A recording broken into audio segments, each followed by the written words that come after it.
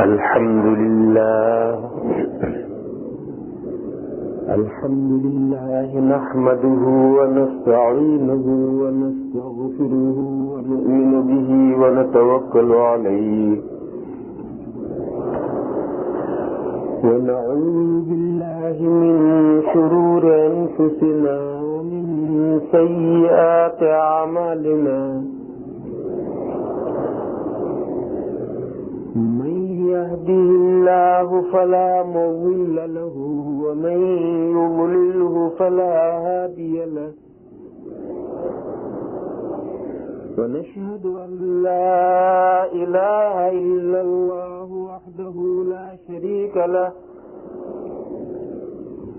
ونشهد أن سيدنا ومولانا وحبيبنا وشفيعنا محمدا عبده ورسوله أرسله إلى الناس كافة بشيرا ونذيرا وداعيا إلى الله بإذنه وسراجا منيرا صلى الله تعالى عليه وعلى آله وصحبه وبارك وسلم تسليما كثيرا كثيرا وبعد فأعوذ بالله من الشيطان الرجيم بسم الله الرحمن الرحيم إن الذين قالوا ربنا الله ثم استقاموا تتنزل عليهم الملائكة ألا تخافوا ولا تحزنوا وأبشروا بالجنة التي كنتم توعدون نحن أولياؤكم في الحياة الدنيا وفي الآخرة ولكم فيها ما تشتهي أنفسكم ولكم فيها ما تدعون نزلا من غفور رحيم صدق الله مولانا العظيم صدق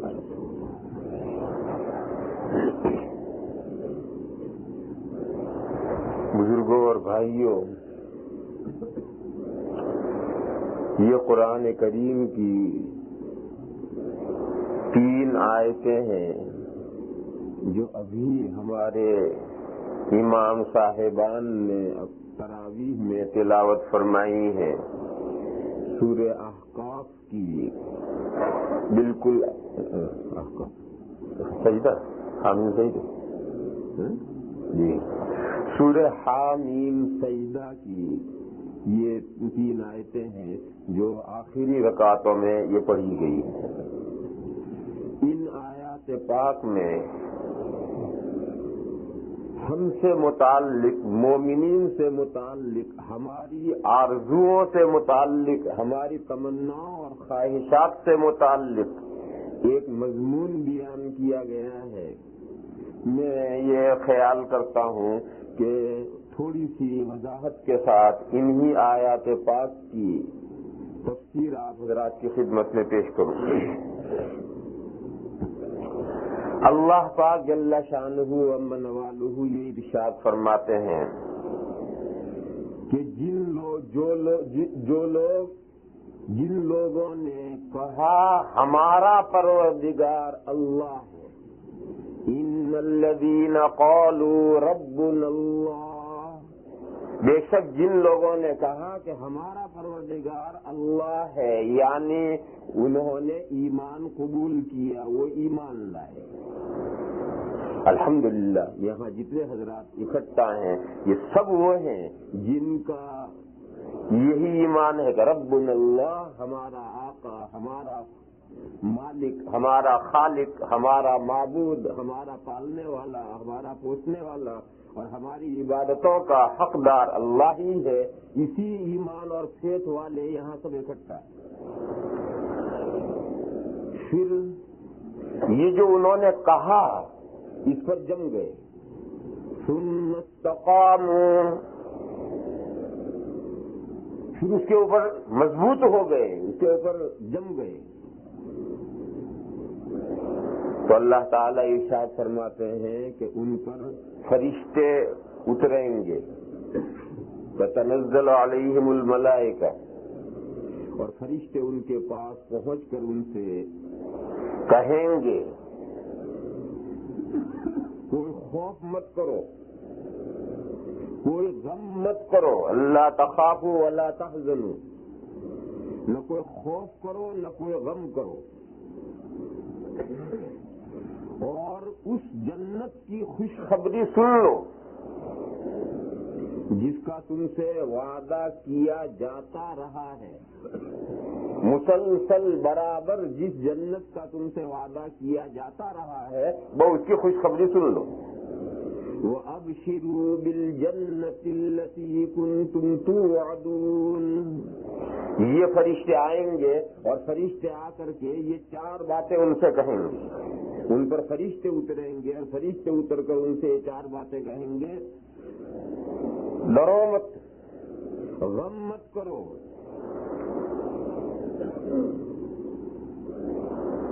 کیا اللہ تخافوا ولا تحزنوا، جی، اور اس جنت کی خوشخبری سن لو جس کا تم سے وعدہ کیا جاتا رہا ہے، یہ 3 باتیں ان سے کہیں۔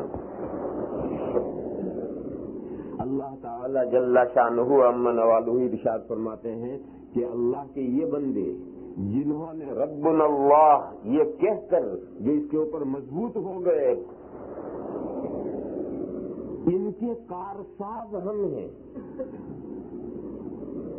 ان کے سرپرست ہم ہیں، ان کے کار ٹیکر کہتے ہیں، کیا کہتے ہیں، کیئر ٹیکر، ان کے کیئر ٹیکر ہم ہیں۔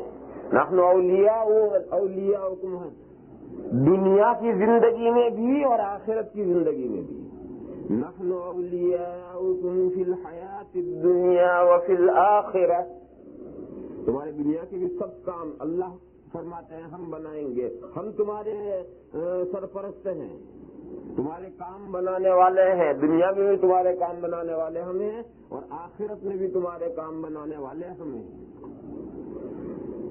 وَلَكُمْ فِيهَا مَا تَشْتَهِي أَنفُسُكُمْ، یہ تو مطلب میں نے کب بیان کیا کہ نحن اولیاؤکم، نحن یہ اللہ کا کلام ہو اور اللہ فرما رہے ہوں کہ ہم تمہارے سرپرست ہیں، تمہارے دنیا بھی ہم کام بنائیں گے، آخرت میں بھی کام بنائیں گے۔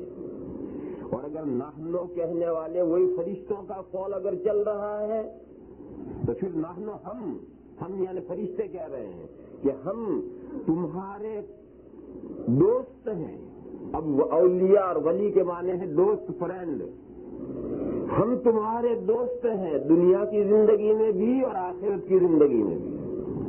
نحن اولیاؤکم فی الحیات الدنیا وفی الآخرہ، اور جب جنت میں تم پہنچ جاؤ گے، جس جنت کا تم سے وعدہ کیا جاتا ہے اس جنت میں تم پہنچ جاؤ گے تو اس جنت میں پہنچ کر جو تم چاہو گے وہ سب تمہیں ملے گا، وہاں تمہاری ہر خواہش پوری کی جائے گی، تمہاری ہر تمنا برآئے گی۔ وَلَكُمْ فِيهَا مَا تَشْتَهِي أَنفُسُكُمْ، اور جنت میں پہنچ کر جو تم منگواؤ گے، آرڈر دے کر منگواؤ گے، جو چیز آرڈر دے کے منگواؤ گے فوراً حاضر۔ وَلَكُمْ فِيهَا مَا تَدَّعُونَ، اور یہ جنت میں جو ساری نعمتیں ہیں یہ سب نعمتیں اللہ کی طرف سے میزبانی ہیں، یعنی یہ جو نعمتیں ہیں گویا یہ جنتی جنت میں اللہ کے مہمان ہیں، جنتی جنت میں پہنچ کر اللہ کے مہمان ہیں اور اللہ ان کے میزبان ہیں۔ اور میزبان جو دعوت کا کھانا تیار کرتا ہے تو مہمان کے رسپیکٹ میں ہر چیز ممکن چیز اس کے لیے مہیا کرتا ہے کہ یہ بھی مہمان کی خواہش ہو سکتی ہے، یہ بھی ہو سکتی ہے، یہ بھی ہو سکتی ہے، یہ بھی ہو سکتی ہے، سوچ سوچ کر کے وہ مہمان کی ہر خواہش مہیا کرتا ہے۔ تو جنت میں یہ ساری ہر نعمت کیوں ہے؟ جنت اور جنت کی نعمتیں یہ مہمانی ہے، نزولاً، اور مہمانی بھی کس کی طرف سے ہے؟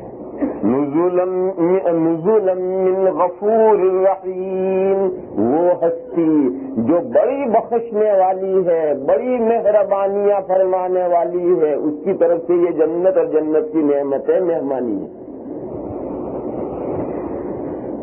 تھوڑی بہت تمہاری کوتاہیاں ہیں، وہ کوتاہیاں معاف کر دیں، مہربانیوں کے سمندر اڑیل دیں گے، اور تمہارے لیے یہ سب نعمتیں اللہ تعالیٰ جنت میں مہیا کریں گے، جو تم وہاں چاہو گے اور جو تم وہاں منگواؤ گے سب وہاں تمہارے لیے مہیا کر دیا جائے گا۔ یہ میں نے آیات پاک کا صرف ترجمہ کیا ہے۔ اب پیچھے سے لوٹ کر کے پھر اثر نو تھوڑی تفصیل کے ساتھ اسے سمجھیے۔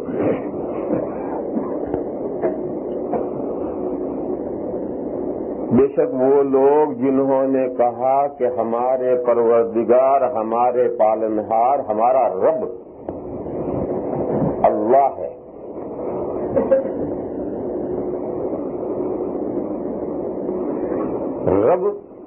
رب کا مفہوم کیا ہے؟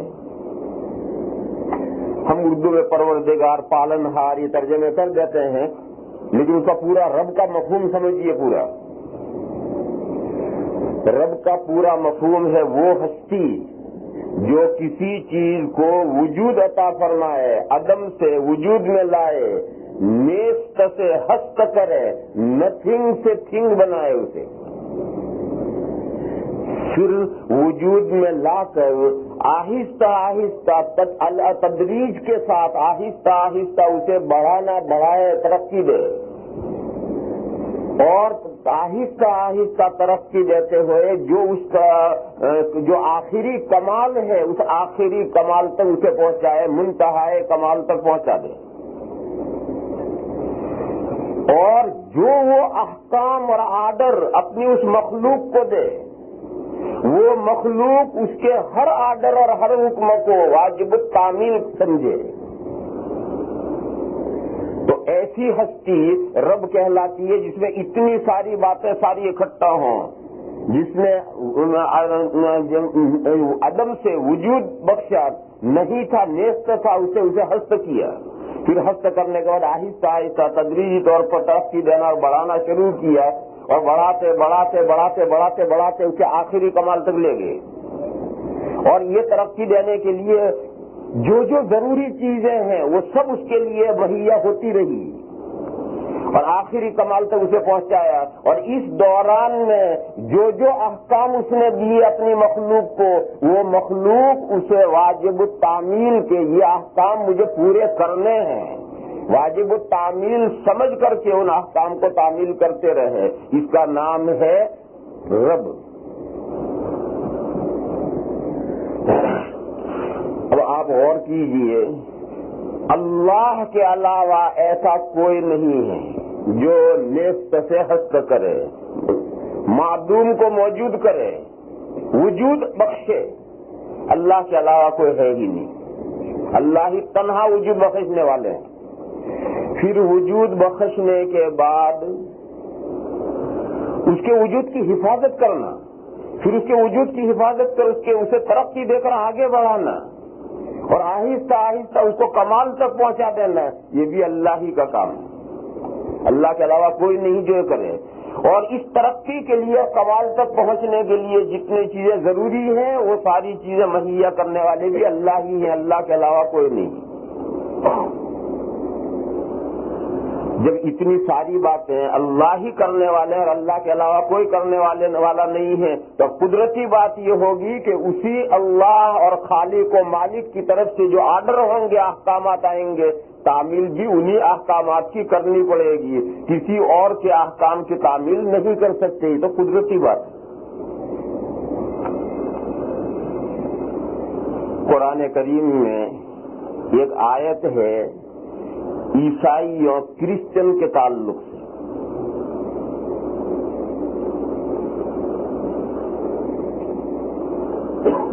ان سے یہ کہا گیا ہے کہ اللہ کے علاوہ اللہ کو چھوڑ کر دوسروں کو رب مت بناؤ.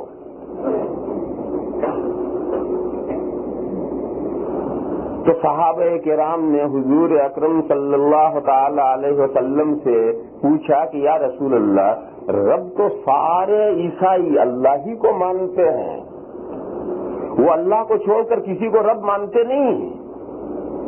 تو حضور نے فرمایا کہ کیا عیسائیوں کے یہاں ایسا نہیں ہے کہ ان کے جو مذہبی اتھارٹی ہے، جو ان کے بڑے بشپ وغیرہ ہیں، وہ جو احکام شرعیہ طے کر دیں گے کہ دین یوں ہے اور دین کے احکام یہ ہے، اس سب کا وہ لوگ فالو کرتے ہیں یا نہیں؟ تو عرض کیا گیا کہ ہاں، یہ تو مذہبی احکام تجویز کرنے کی اور مذہبی احکام میں تبدیلی کرنے کی اور زمانے کے اعتبار سے تغیرات کرنے کی یہ سب اتھارٹی ان کے مذہبی علماء کے پاس، ان کے پاس ہے. حضور نے فرمایا یہی اللہ کے علاوہ کو رب بنانا ہے، یہی اللہ کے علاوہ کو رب بنانا ہے. مذہب کے ذمہ دار یعنی علماء چاہے کتنے بڑے سے بڑے ہو جائیں، انہیں مذہب کے سلسلے میں کوئی اتھارٹی تبدیلی اور تغیر کی نہیں. قرآن اور حدیث سے دین سمجھ کر کے امت کے سامنے پیش کرنا یہ علماء کا کام ہے. علماء کرام کا کام اتنا ہے کہ قرآن سے اور حدیث سے اس سے دین کو سمجھ کر امت کے سامنے پیش کرنا یہ علماء کا کام ہے. اس میں ایسا ہو سکتا ہے کہ قرآن اور حدیث سے دین سمجھنے میں یہ مولانا صاحب ہیں، ان کی رائے اور ہے، اور اسی آیت اور اسی حدیث سے مسئلہ سمجھنے میں یہ مولانا صاحب ہیں، ان کی رائے اور ہے. یہ تو ہوتا ہی رہتا ہے. آج دنیا میں کورٹوں میں جو قانون ہیں یا ملکوں کے جو کانسٹیٹیوشن ہیں، بعض مرتبہ ان کی بعض دفعات کی تشریح کرنے میں بڑے بڑے قانون دانوں کے درمیان میں اختلاف ہوتا ہے. بعض کہتے ہیں کہ اس قانون کا یہ مطلب ہے، دوسرے کہتے ہیں قانون کا یہ مطلب ہے، الفاظ سیم ہیں. تو یہ تو انسانوں کی بنائی ہوئی لکھی ہوئی عبارت ہے. ملک کا کانسٹیٹیوشن ہو یا کورٹ کا لا ہو، یہ تو انسانوں کی لکھی ہوئی عبارتیں ہیں. یہ تو اللہ کا کلام ہے جو اللہ کے یہاں سے اترا ہے، اور یہ اللہ کے حبیب کا کلام ہے، لیکن اس میں جو مضامین ہیں وہ مضامین اللہ کے یہاں سے آئے ہیں. احادیث شریفہ میں جو مضامین ہیں اللہ کے یہاں سے آئے ہیں. جب یہ صورتحال ہے تو قرآن کریم کی ایک آیت سمجھنے میں دو رائے ہو سکتی ہیں. ایک آدمی کہتا ہے کہ اس آیت کا مطلب یہ ہے، دوسرا کہتا ہے کہ اس آیت کا مطلب یہ ہے. تو یہ عالم جو مطلب سمجھے گا وہی امت کے سامنے پیش کرے گا، اور یہ عالم جو مطلب سمجھے گا وہی امت کے سامنے پیش کرے گا. اس کے اوپر اس کا سمجھا ہوا حجت نہیں ہے، اور اس کے اوپر اس کا سمجھا ہوا حجت نہیں ہے. تو ایسا تو اختلاف علماء امت میں ہوتا ہے، مجتہدین کرام میں ایسا تو اختلاف ہوتا ہے کہ وہ قرآن و حدیث سے مسئلہ سمجھنے میں ان کی سمجھ میں مسئلہ یوں آیا، ان کی سمجھ میں مسئلہ یوں آیا، یہ تو ہوتا ہے. لیکن قرآن و حدیث کے کسی حکم کے تغیر اور تبدیلی کر دینا کہ بھئی زمانہ یوں ہے، ملک ایسا ہے، ملک کی تقاضے یوں ہیں، زمانے کے تقاضے یوں ہیں، حالات یوں ہیں، لہذا اللہ کے حکم کو بدل کر کے کوئی دوسرا حکم کر دینا، یہ کسی کو اختیار نہیں ہے. حتیٰ کہ حضور اکرم صلی اللہ تعالی علیہ وسلم جن پر یہ دین و شریعت نازل ہوئی ہے، حضور کو بھی یہ اختیار نہیں تھا. حضور اکرم صلی اللہ تعالی علیہ وسلم کو بھی اختیار نہیں تھا. حضور کی ذمہ داری تھی اللہ کے یہاں سے جو دین آیا اسے پہنچانا، اور اللہ کے یہاں سے جو دین آیا ہے اس کی تشریح اور تبیین اور وضاحت کرنا، اس میں تبدیلی کرنا، بدل دینا، پھیر دینا، یہ نبی کسی نبی کا بھی اختیار نہیں. اسی لیے ایک لفظ ہے شارع. شارع مانے قانون بنانے والا. شارع فقط اللہ تعالیٰ ہے، اللہ کے علاوہ کوئی شارع نہیں ہے. شین الف رے اور عین شارع. شارع مانے لیجسلیٹر، قانون بنانے والا، قانون بنانے والا. شارع صرف اللہ تعالیٰ ہے، اللہ کے علاوہ کوئی شارع نہیں ہے. اور پیغمبر ہیں شارع، آخر میں عین نہیں ہاں. پیغمبر ہیں شارع، اللہ کے یہاں سے جو حکم جو قانون آیا ہے اس کا ایکسپلین کرنے والے، اس کی وضاحت کرنے والے ہیں، اس کو سمجھانے والے ہیں. اس کو قانون بنانا نبی کا کام نہیں. مثال لو، اللہ کے یہاں سے قانون آیا اقیموا الصلاۃ، نماز کا اہتمام کرو۔ قرآن کریم میں 81 جگہ پر 81 جگہوں پر یہی حکم آیا اقیموا الصلاۃ، اقیموا الصلاۃ، نماز کا اہتمام کرو۔ اب کیسے نماز کا اہتمام کرو؟ نماز کیسے کسے؟ اس کا اہتمام کرنے کا مطلب کیا ہے؟ اس کے اہتمام کرنے کے لیے ہمیں کیا کیا کام کرنے پڑیں گے؟ یہ اس کی وضاحت کرنا، تبیین و تشریح کرنا، اس کو ایکسپلین کرنا، وضاحت کرنا، یہ نبی کا کام ہے۔ چنانچہ حضور اکرم صلی اللہ تعالی علیہ وسلم نے ساری نماز تکبیر تحریمہ سے لے کر سلام تک ساری نماز اپنے ارشادات سے بھی سمجھائی۔ دیکھو نماز یوں پڑھی جاتی ہے، تکبیر تحریمہ کی جاتی ہے، پھر قیام ہے، پھر اسے یہ پڑھا جاتا ہے، پھر اسے رکوع، پھر سجدہ، پوری نماز سمجھائی اور خود عملی طور پر پڑھ کر کے بھی دکھائی اور دکھا کر کہا کہ جیسا تم نے مجھے نماز پڑھتے دیکھا ہے ایسا ہی تم بھی پڑھو۔ مسجد نبوی میں پہلے ممبر نہیں تھا، پھر جب مجمع بڑا ہو گیا اور ضرورت پیش آئی ممبر کی تو حضور نے ممبر بنایا۔ تو جب ممبر لا کر مسجد میں رکھا گیا ہے تو اس کے بعد جو حضور نے نماز پڑھائی ہے وہ ممبر پر چڑھ کر نماز پڑھائی ہے۔ وہیں ممبر پر چڑھ کر حضور نے کھڑے ہو کر قیام کیا، قرات بھی وہیں کی، رکوع بھی وہیں کیا اور رکوع سے کھڑے ہو کر پھر الٹے پاؤں حضور نیچے اتر آئے اور سجدہ حضور نے نیچے فرمائے۔ دونوں سجدے نیچے کر کے پھر حضور کھڑے ہو کر پھر ممبر پر چلے گئے، پھر دوسری رکعت رکوع تک وہی ممبر کے اوپر پڑھائی، پھر نیچے آ کر سجدے فرمائے۔ تو پہلی نماز حضور نے ممبر پر چڑھ کر کے پڑھ کر دکھائی ہے اور سلام پھیرنے کے بعد صحابہ سے حضور نے فرمایا کہ جیسا آپ حضرات نے مجھے نماز پڑھتے دیکھا اسی طرح سے آپ حضرات نماز پڑھا کریں۔ یہ کیا معلوم ہوا کہ اس نماز میں نظر کہاں رکھنی ہے؟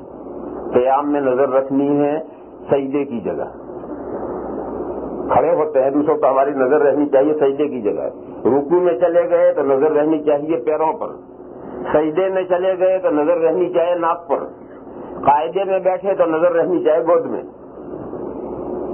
یہ نظر کا طریقہ ہے۔ جب تک ہم کھڑے ہیں قیام میں ہیں، قیام کی حالت میں ہماری نظر رہنی چاہیے ہماری سجدے کی جگہ پر۔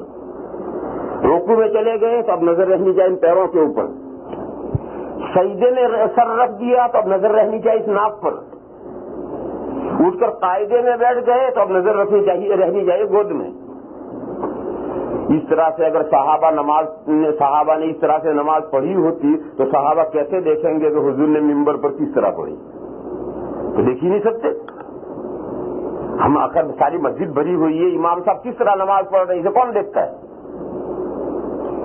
لیکن حضور نے فرمایا کہ نماز پڑھو تم جیسا تم نے مجھے پڑھتے دیکھا۔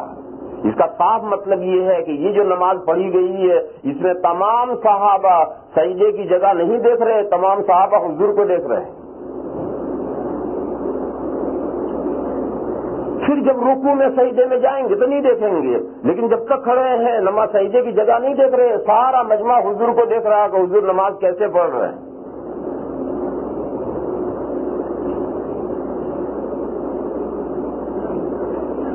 غرض حضور نے تکبیر تحریمہ سے لے کر سلام تک نماز کیسے پڑھی جاتی ہے، نماز کیا چیز ہے، الفاظ سے بھی حضور نے بیان کیا اور خود عمل کر کے بھی دکھایا۔ یہ تو ہوئی نماز، اور نماز کا اہتمام کرو۔ اہتمام کیسے کرنا ہے؟ اہتمام کرنے کے لیے مسجدوں کا نظام بنایا ہے۔ جو مسجدوں کا نظام بنایا ہے وہ اسی لیے بنایا گیا ہے کہ نمازوں کا اہتمام ہو سکے۔ آدمی اپنے طور پر اپنے گھر میں، اپنی دکان میں، اپنے کارخانے میں، اپنے کھیت میں نماز اکیلا پڑھتا رہے گا، نماز کا اہتمام نہیں ہو سکتا۔ کھیل بکھیل ہو جائے گی، کبھی پڑھے گا، کبھی قضا ہو جائے گی، کبھی رہ جائے گی۔ اور مسجد میں نظام ہے، اذان ہوئی اور اذان ہو کر سیدھے دوڑ کر مسجد میں آئے اور نماز پڑھ کے گھر چلے گئے۔ تو پابندی کے ساتھ آدمی نماز پڑھ سکتا ہے، بہت ہی آسانی کے ساتھ، اور اکیلا نماز تنہا اگر پڑھنے والا نماز کی پابندی نہیں کر سکتا. حضور اکرم صلی اللہ تعالی علیہ وسلم نے فرمایا ہے کہ اگر کسی جگہ پر 3 مسلمان بستے ہوں اور وہ اپنا جماعت کا نظام نہ بنائیں، جماعت سے مل کر نماز پڑھنے کا نظام نہ بنائیں، تو شیطان ان کے اوپر چڑھ جاتا ہے، شیطان ان پر غالب آ جاتا ہے. تو یہ مسجدوں کا نظام بنایا ہے، یہ بھی نماز کے اہتمام کے لیے مسجدیں ضروری ہیں. پھر مسجدوں میں 5 نمازوں کی ٹائمنگ کی کہ فجر کا وقت فلاں وقت سے فلاں وقت تک ہے، ظہر کا فلاں وقت سے فلاں وقت تک ہے، ایسے 5 اوقات کی ٹائمنگ کی. یہ ٹائمنگ کرنا بھی نماز کا اہتمام کرنے کے لیے ضروری ہے. اگر کسی کام کے کرنے کا کوئی ٹائم متعین نہ ہو تو وہ کام ریگولر نہیں ہو سکتا.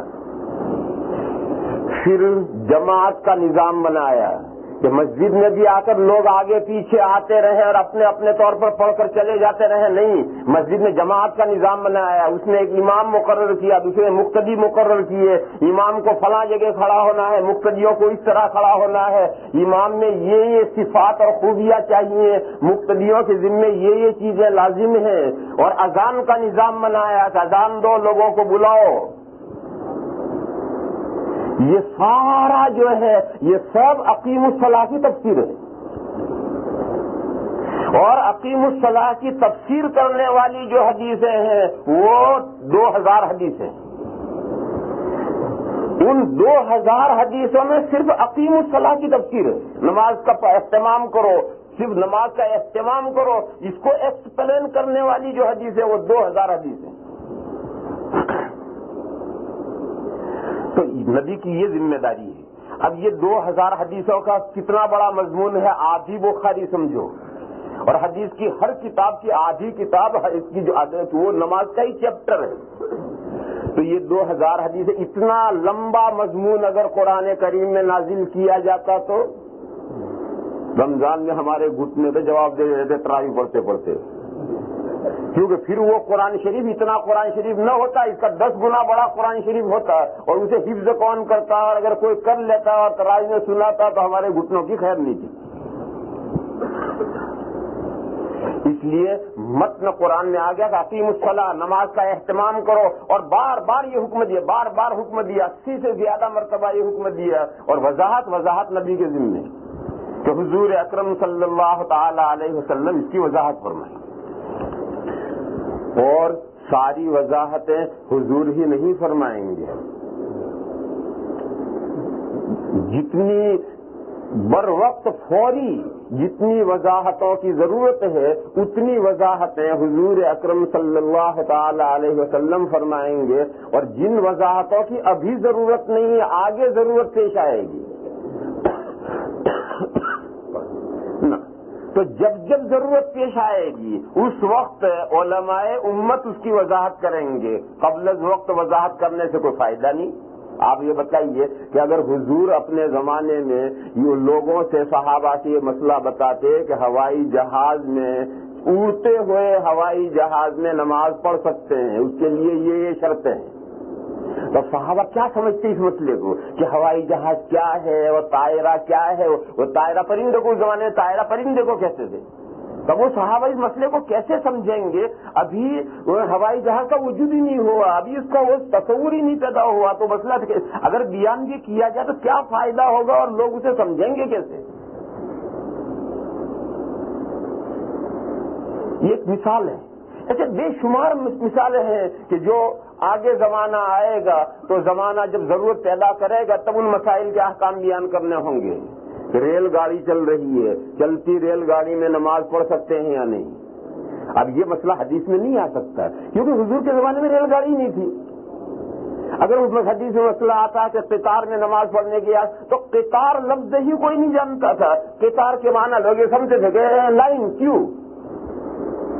اب ریل گاڑی کے لیے لفظ استعمال، تو ریل گاڑی وہ کیسے سمجھے گا اس وقت میں؟ ایسے اور بے شمار مسئلے. مسئلہ ہے کہ آنکھ کے اوپر چشمہ پہن کر نماز پڑھ سکتے ہیں نہیں. اب یہ مسئلہ حضور حدیث میں اگر بیان فرماتے تو حضور کے زمانے میں چشمہ تھا کہاں؟ اور اس کے لیے لفظ ہے کہ چشمے کے لیے کوئی لفظ لانا پڑے گا. اس وقت چشمہ ہی نہیں تھا تو اس کا لفظ، اس لفظ کو سمجھے گا کوئی کیسے، اور اس مسئلے کو سمجھایا کیسے جائے گا، اس مسئلے کو بیان کرنے کا فائدہ کیا ہوگا. لہذا جو مسئلے اس وقت فوری ضرورت ہے وہ مسئلوں کی تو اس وقت نماز سے تعلق رکھنے والے ان مسئلوں کی تو وضاحت کی جائے گی، اور جو مسئلے ابھی پیدا نہیں ہوئے، ابھی ان کی وضاحت کی ضرورت نہیں ہے، انہیں ابھی نہیں چھیڑا جائے گا. جب ٹائم آئے گا ان کی وضاحت کی ضرورت پیش آئے گی، اس وقت جو وارثین نبوت ہیں، حضور اکرم صلی اللہ تعالی علیہ وسلم کے دین کے جو حاملین ہیں اور وارثین ہیں، علماء امت ہیں، وہ علماء امت قرآن میں غور کریں گے اور حدیثوں میں غور کریں گے، اور دونوں میں غور کر کے نئے پیدا ہونے والے مسئلوں کے احکام بیان کریں گے. اور قرآن کریم میں اس کا ذکر ہے، وَأَنزَلْنَا إِلَيْكَ الذِّكْرَ لِتُبَيِّنَ لِلنَّاسِ مَا نُزِّلَ إِلَيْهِمْ وَلَعَلَّهُمْ يَتَفَكَّرُونَ. اللہ فرماتے ہیں کہ ہم نے یہ قرآن آپ کی طرف اتارا ہے اور آپ کے واسطے سے، آپ کے کیئر آف انسانوں کے پاس ہم نے یہ قرآن بھیجا ہے. ایسا کیوں کیا ہے؟ ہر انسان کے پاس ڈائریکٹ اگر اللہ تعالیٰ قرآن بھیج دیتے تو کیا پریشانی تھی؟ جیسے ہر شہر میں ہر جگہ پر اللہ تعالیٰ بارش خود بھیج دیتے ہیں ڈائریکٹ. بارش بھی تو اللہ کی ایک رحمت ہے اور ڈائریکٹ آتی ہے، کیئر آف نہیں آتی. تو اگر اللہ کی کتاب اور اللہ کی وحیاں بھی ہر انسان کے پاس ڈائریکٹ چلی آتی، کیئر آف لانے کی کیا ضرورت تھی؟ تو اس کی وجہ اللہ تعالیٰ نے بیان فرمائی کہ وَأَنزَلْنَا إِلَيْكَ الذِّكْرَ، ہم نے قرآن آپ کی طرف اتارا ہے، یعنی آپ کے ذریعے سے انسانوں کے پاس بھیجا ہے. کیوں؟ لِتُبَيِّنَ لِلنَّاسِ مَا نُزِّلَ إِلَيْهِمْ، تاکہ بیان کریں آپ لوگوں کے لیے اس کتاب کو، تاکہ واضح کریں آپ لوگوں کے لیے اس کتاب کو جو لوگوں کی طرف اتاری گئی. یہ قرآن لوگوں کی طرف اتارا گیا ہے، لوگوں کے لیے اتارا گیا ہے، تمام انسانوں کے لیے اتارا گیا ہے، مگر آیا ہے حضور کے توسط سے اور واسطے سے. اور یہ توسط اور واسطے کو اس لیے اختیار کیا گیا ہے کہ یہ قرآن سمجھانا پڑے گا، بغیر سمجھائے سمجھ میں نہیں آئے گا. اقیم الصلاۃ کو سمجھانا پڑے گا، بغیر سمجھائے اقیم الصلاۃ نہیں سمجھ میں آئے گا. اب ہر انسان کے پاس ڈائریکٹ قرآن آ جاتا ہے، اقیم الصلاۃ کو کیا سمجھتا اور کون سمجھاتا ہے؟ اس لیے حضور کے ذریعے سے نبی کو ذریعے سے قرآن بھیجا گیا تاکہ نبی قرآن پیش کرے اور پیش کر کے پھر اس قرآن کی وضاحت کرے. لِتُبَيِّنَ لِلنَّاسِ مَا نُزِّلَ إِلَيْهِمْ وَلَعَلَّهُمْ يَتَفَكَّرُونَ، اور تاکہ امت بھی سوچے، تاکہ وہ لوگ بھی جن کی طرف قرآن کریم اتارا گیا ہے وہ غور و فکر کریں. وہ غور و فکر کیوں کریں گے؟ حضور کے زمانے میں جتنی وضاحت کی ضرورت ہے اتنی وضاحت تو حضور نے کر دی، لیکن جو وضاحتیں آئندہ زمانہ میں جا کر ضرورتیں پیش آئیں گی، جو زمانہ آگے بڑھے گا اور نئی نئی وضاحتوں کی اور نئے نئے مسئلوں کی ضرورت پیش آئے گی، تو پھر وہ امت قرآن میں غور کرے گی، حدیثوں میں غور کرے گی. اور جس طریقے سے حضور نے وضاحت کی ہے، حضور کے اس وضاحت کرنے کو نمونہ سامنے رکھ کر کے امت غور کر کے اسی قرآن و حدیث میں سے نئی احکام نکالیں گے، نئی چیزوں کے احکام نکالیں گے. وَلَعَلَّهُمْ يَتَفَكَّرُونَ، اس لَعَلَّهُمْ يَتَفَكَّرُونَ میں اس بات کی سند ہے کہ قرآن کریم کو نئے زمانے کے ساتھ منطبق کرنا اور اس کے مسائل قرآن میں سے نکالنا یہ علماء امت کا کام ہے. اور یہ اجتہاد اور مجتہدین کرام نے جو قرآن و حدیث میں سے سمجھ کر کے جو دین پیش کیا ہے وہ ان کی ذمہ داری ہے جو اللہ کی طرف سے انہیں اڑائی گئی. تو میرے بھائیو، اصل بات میں یہ کہہ رہا تھا کہ جو نئے زمانے کی نئی ضرورتیں ہیں اس کو غور کیا ہم نے. تو غور کرنے میں دو رائے ہو سکتی ہیں، ایک کی رائے کچھ ہوئی، دوسرے کی رائے کچھ ہوئی. اور ایسا بھی ہو سکتا ہے کہ ایک مسئلے میں میری رائے پہلے کچھ اور تھی، کچھ دنوں کے بعد میں خود میری رائے بدل گئی اور میری رائے دوسری بن گئی. ایسا بھی ہوتا ہے. دیکھو، یہ چشمہ نکلا تو لوگوں نے فتویٰ دیا تھا، علماء نے فتویٰ دیا تھا کہ چشمہ پہن کر نماز پڑھنا مکروہ ہے. کیوں؟ کہا یہ پھیلے ابس ہے، بیکار کام، نکما کام ہے. چوکٹا کیوں لگا رکھا آنکھوں پر بلا وجہ؟ جو شروع میں چشمہ نکلا ہے، جس سے پہلے چشمے کا لوگوں نے کہا چوتھا خامخواہ کیوں لگا رکھا ہے؟ یہ نشہ کو نیچے. جیسے ہمارے یہاں بہت سے لوگ گرمیوں میں دھوپ کا چشمہ لگاتے ہیں. ارے کیوں لگا رکھا؟ خامخواہ فضول پیسے برباد کرتے، چوتھا چڑھا رکھا اوپر. لہٰذا یہ پھیلے ابس ہے، نماز میں بیکار نکما کام نماز میں نہیں کرنا چاہیے. تو انہوں نے فتویٰ دیا کہ چشمہ پہن کر نماز پڑھنا مکروہ ہے. لیکن جب زمانہ آگے بڑھا اور تو کچھ دنوں کے بعد معلوم ہوا جن کی آنکھیں اچھی تھی انہیں بھی یہ بات سمجھ میں آ گئی کہ نہیں، انسانوں میں کچھ کمزور آنکھوں والے ہیں اور ان کمزور آنکھوں والوں کے لیے چشمہ ضروری ہے. اور بعض کمزور آنکھوں والے اتنی ان کی آنکھیں کمزور ہوتی ہیں کہ وہ چشمہ لگا رہے تو انہیں سکون رہے گا، اور اتار کے رکھ دیا تو الجھن کھڑی ہو جائے گی ان کو. ہماری ہلکی اگر آنکھ کمزور ہے تو چشمہ لگا رہے تو بھی وہی بات ہے، اتار کر جیب میں رکھ لو تب بھی وہی بات ہے. لیکن جن کی نگاہ بہت زیادہ کمزور ہے ان کو ہر وقت چشمہ لگا رہے گا تو رہے گا سکون، اور چشمہ نکال دیں گے تو فوراً الجھن ہوگی. تو ایسا آدمی جس کی نگاہ بہت کمزور ہے اور جس کے لیے چشمہ ضروری ہے، وہ چشمہ اتار کر نماز پڑھے تو اس سے بہتر ہے چشمہ پہن کر نماز پڑھنا. اور آج دنیا میں کوئی مفتی نہیں جو یہ فتویٰ دے کہ چشمہ پہن کر نماز پڑھنا مکروہ ہے. وہ مسئلہ بدل گیا. وہ شروع میں نکلا تھا تو بات اور تھی، بعد میں سمجھ میں آئی بات سب کے. یہ گھڑی نکلی تو علماء نے فتویٰ دیا کہ گھڑی باندھنا مکروہ تحریمی ہے. مکروہ تحریمی ہے یعنی حرام ہے. کیوں؟ کہ یہ چوڑی ہے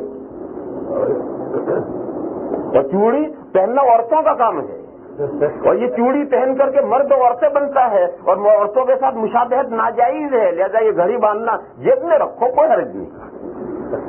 پرانے زمانے میں جتنے بڑے بڑے اچھے لوگ تھے وہ ہاتھ کی گھڑی نہیں استعمال کرتے تھے، جیب میں گھڑی استعمال کرتے تھے. کیوں؟ فتویٰ یہ تھا کہ جیب میں گھڑی رکھو، کوئی حرج نہیں. ہاتھ میں گھڑی باندھنا یہ مکروہ تحریمی ہے اس لیے کہ تو چوڑی ہے. اور مرد ایسی شکل اختیار کرے کہ عورت کی مشابہت تو مرد پر لعنت ہے، اور عورت ایسا پہننا اوڑھنا اختیار کرے کہ مرد کی مشابہت تو عورت پر لعنت ہے. حدیث شریف میں آیا ہے کہ جو مرد زنانی شکل اختیار کرتا ہے ان مردوں پر لعنت ہے، اور جو عورت مردانی مشابہت اختیار کرتی ہے اس عورت پر بھی لعنت ہے. تو اس قاعدے کے ماتحت لائے کہ گھڑی پہننا ہے، عورتوں کے ساتھ مشابہت اختیار کرنا ہے. یہ تو چوڑی اور کنگن پہن رکھا ہے، لہذا یہ گھڑی باندھنا مکروہ تحریمی. لیکن کچھ زمانہ گزرنے کے بعد سب کی سمجھ میں آ گیا کہ نہیں، یہ چوڑی نہیں ہے، چوڑی کوئی اور چیز ہوتی ہے، یہ کوئی اور چیز ہے. اور جیب کی گھڑی سے کام چلنے کا نہیں ہے. بہت سی مرتبہ جیب کی گھڑی گر بھی جاتی ہے، چوری بھی ہو جاتی ہے، خراب بھی ہو جاتی ہے. آہستہ آہستہ سمجھ میں آ گیا کہ چوری اور چیز ہے اور یہ چوری سے مختلف چیز ہے. لہذا آج مفتی صاحب بھی باندھتے ہو گئے کیونکہ زمانہ بدلنے سے مسئلے سمجھ میں آتے ہیں. ایسا ہو سکتا ہے کہ ایک زمانے میں یہ فتویٰ ہو، بعد میں یہ ہو. جب ریل گاڑی دنیا میں آئی تو دنیا کے تمام مفتیوں نے یہ فتویٰ دیا تھا کہ چلتی ریل گاڑی میں نماز پڑھنے سے نماز نہیں ہوتی. کیوں نہیں ہوتی؟ کہ یہ بیل گاڑی ہے. بیل گاڑی کا مسئلہ فقہ میں لکھا ہوا تھا کہ بیل گاڑی تو نہیں دیکھی تھی ہندوستان پاکستان میں بیل گاڑی، تو بیل کے کندھوں پر جوا ہو اور جوا بیل لے کر چل رہے ہوں، اور چلتی بیل گاڑی میں اگر کوئی نماز پڑھے تو نماز نہیں ہوتی، فرض نماز. چلتی بیل گاڑی میں اگر کوئی فرض نماز پڑھے گا تو نماز نہیں ہوتی ہے. مسئلہ ہے کتابوں میں اور وہ ہے اور آج بھی ہے.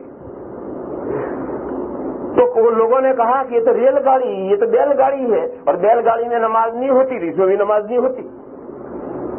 سب سے پہلے حکیم الامت حضرت اقدس مولانا اشرف علی صاحب تھانوی قدس سرہ نے سب سے پہلے فتویٰ دیا اور رسالہ لکھا کہ چلتی ریل گاڑی میں نماز پڑھ سکتے ہیں، جائز ہے، نماز ہو جائے گی. سب سے پہلے یہ فتویٰ نکلا تھا، ورنہ ساری دنیا کے مفتی یہ کہتے تھے کہ چلتی ریل گاڑی میں نماز نہیں ہوتی. مگر جب یہ فتویٰ آیا اور ان کے دلائل پر غور کیا تو آج ساری دنیا چلتی ریل گاڑی میں نماز پڑھتی ہو گئی. آج کوئی اختلاف نہیں. یہ لاؤڈ اسپیکر نکلا تو سارے مفتیوں نے فتویٰ دیا تھا کہ لاؤڈ اسپیکر سے نماز پڑھائی جائے گی، نماز نہیں ہوگی. کیوں؟ انہوں نے کہا کہ لاؤڈ اسپیکر جو آگے آواز پہنچاتا ہے یہ اوریجنل آواز نہیں ہے، یہ تو آواز کا ایکو ہے، صدائے باز گشت ہے. جیسے غاروں کے اندر بولتے ہیں تو اندر سے ایکو آپس آتی ہے، صدائے باز گشت آتی ہے، تو کہا یہ لاؤڈ اسپیکر اوریجنل آواز نہیں پہنچاتا، یہ تو ایکو ہے. لیکن آہستہ آہستہ سب کے سمجھ میں نہیں آیا کہ یہ تو ایکو نہیں ہے، یہ تو ٹھیکو ہے.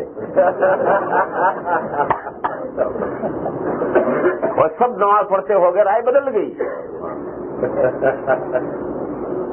یہ ہوائی جہاز تھا، جب نکلا تھا تو ساری دنیا کے تمام علماء متفق تھے کہ الٹے ہوائی جہاز میں نماز نہیں پڑھ سکتے.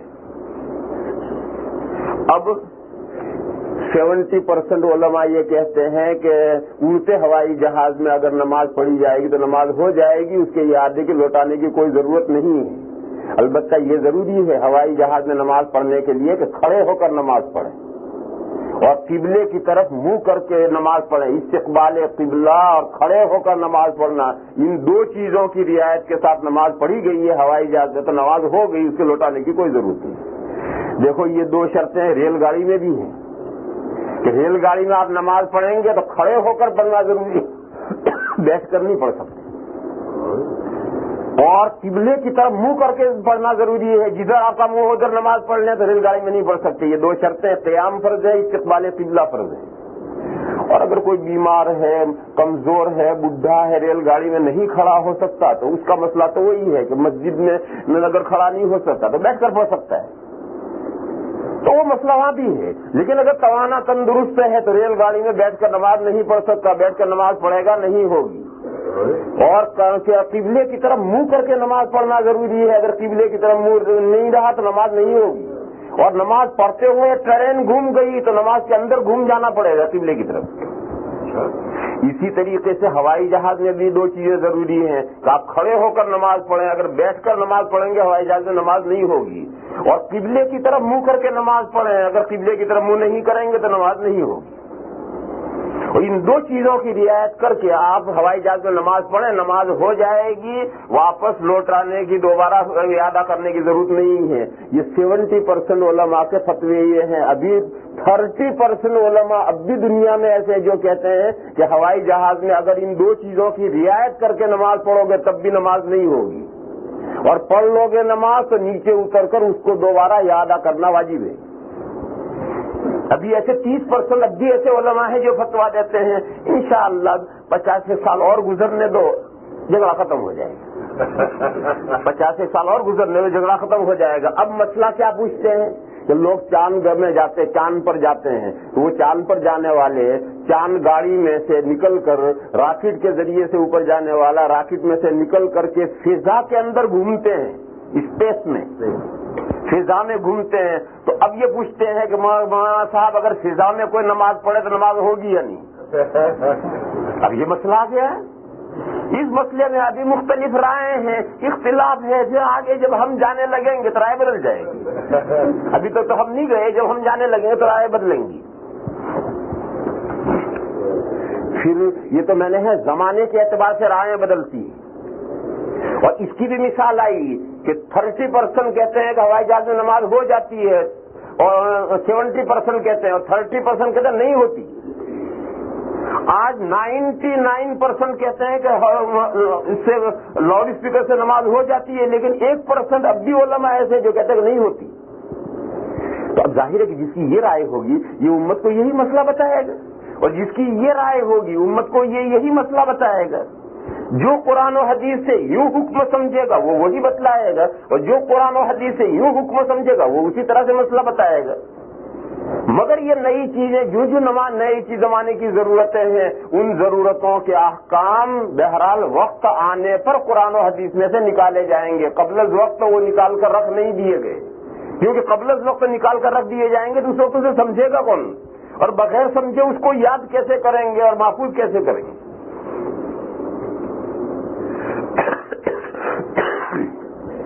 تو میرے بھائیو اصل مسئلہ تو میں یہ سمجھا رہا تھا کہ شارع قانون بنانے والے صرف اللہ ہیں. نبی بھی قانون بنانے کا اختیار نہیں رکھتا، وہ اللہ کے یہاں سے آنے والے قانون کی وضاحت کر سکتا ہے. لیکن اگر نبی کو یا نبی کے بعد علماء کرام کو قانون بنانے کا اختیار دیا جائے کہ یہ جو قانون چاہیں وہ بنا سکتے ہیں اور اللہ کے قانون کو بدل بھی سکتے ہیں اور جو تبدیلی کرنا چاہیں کر سکتے ہیں، تو یہ اللہ کو چھوڑ کر دوسرے کو رب بنانا ہے۔ حضور نے یہی سمجھایا کہ بتاؤ عیسائیوں میں انہوں نے یہ قانون سازی کا اختیار اپنے علماء اور بزرگوں کو دے رکھا ہے یا نہیں؟ تو صحابہ نے کہا کہ ہاں یہ اختیار تو انہوں نے دے رکھا ہے کہ شریعت کا جون سا چاہے قانون بند کر دے، نیا جاری کر دے، جون سا چاہے کر دے۔ کیونکہ شریعت عیسوی میں، عیسیٰ علیہ السلام کی شریعت میں جتنے قوانین تھے وہ سب منسوخ کر دیے ہیں پولس رسول نے۔ پولس یہ عیسیٰ علیہ السلام کے بعد ان میں ایک بڑا آدمی آیا ہے، پولس اس کا نام ہے۔ تو اس پولس نے یہ تمام احکام منسوخ کر کے صرف 3 باقی رکھے تھے، بس 3 چیزیں احکام باقی رکھے تھے، باقی سے منسوخ کر دیے تھے۔ پھر وہ جو 3 باقی رکھے تھے کہ یہ زنا کرنا گناہ ہے اور خنزیر کھانا گناہ ہے اور یہ سب 2-3 باقی رکھے تھے، ان کو بھی یوں ختم کر دیا کہ یہ گناہ بھی اگر کوئی عیسیٰ علیہ السلام پر ایمان رکھتا ہے اور عیسیٰ علیہ السلام کے سولی دیے جانے پر ایمان رکھتا ہے اور پادری سے جا کر اپنا گناہ ظاہر کروا دے، ظاہر کر دے کہ مجھ سے یہ گناہ ہوا ہے اور پادری معافی نامہ لکھ دے کہ جاؤ میں نے معاف کر دیا، تو وہ 3 گناہ بھی معاف۔ پھر شروع میں سنڈے کو جاتے تھے پادری سے لکھوانے کے لیے، بعد میں پادری سے لکھوانے کا سلسلہ بھی ختم ہو گیا۔ اور بس اتنی بات ہے کہ اس کرائسٹ پر ایمان لاؤ، یعنی عیسیٰ علیہ السلام کی مصلوبیت پر ایمان لاؤ کہ عیسیٰ علیہ السلام کو جو سولی دی گئی ہے وہ اللہ میاں کے بیٹے نے خود اپنی مرضی سے سولی لی ہے تاکہ سب انسان گناہ سے آزاد ہو جائے۔ بس اس پر ایمان لاؤ، جو گناہ کرو سب جائز ہے۔ اب دیکھو شریعت کا کیا بتنگڑ بنا دیا، کس نے بنا دیا؟ یہ عیسائیوں نے بنا دیا۔ شریعت کی جو صورت حال کر دی وہ عیسائیوں نے کر دی، اور اسی کا نام ہے اللہ کے علاوہ کو رب بنانا۔ میں یہ بتا رہا تھا کہ جو لوگ کہتے ہیں کہ ہمارا رب اللہ ہے، اللہ کے علاوہ کوئی رب نہیں، یعنی جو ایمان لاتے ہیں اللہ کو ہی خالق مانتے ہیں، مالک مانتے ہیں، پالنہار مانتے ہیں، پروردگار مانتے ہیں، اسی کو لیجسلیٹر مانتے ہیں، اسی کے قانون کو واجب الاتباع مانتے ہیں اور اسی کے قانون کا فالو کرتے ہیں، یہ لوگ ہیں اللہ کو رب ماننے والے اور رب مان کر کے اس ماننے پر ٹھہر جانے والے، جم جانے والے، ثم استقاموا، وہ پھر اس پر ٹھہر جاتے ہیں۔ یعنی وہ مومنین جو ایمان کے ساتھ تمام اعمال صالحہ کرنا اور تمام برائیاں ان سے بچنا، یہ ایمان کے ساتھ یہ 2 چیزیں بھی جن کے اندر ہیں، اسی کا تو نام ہے اللہ کو رب مان کر کے اس پر ٹھہر جانا، مضبوط ہو جانا۔ اس پر مضبوط ہو جانا یہ ہے کہ اللہ نے جو احکام دیے ہیں ان تمام احکام کی تعمیل کرے۔ اللہ نے کہا یہ کام کرو، وہ کر رہا ہے، اللہ نے کہا یہ کام مت کرو، وہ نہیں کرتا۔ تمام گناہوں سے بچنا اور تمام وہ احکامات جو اللہ نے دیا ہے ان تمام احکامات کو بجا لانا، پورا کرنا، یہ وہ مومنین ہیں جو اللہ کو رب مان کر کے اس عقیدے پر، اس ایمان پر مضبوط ہو گئے۔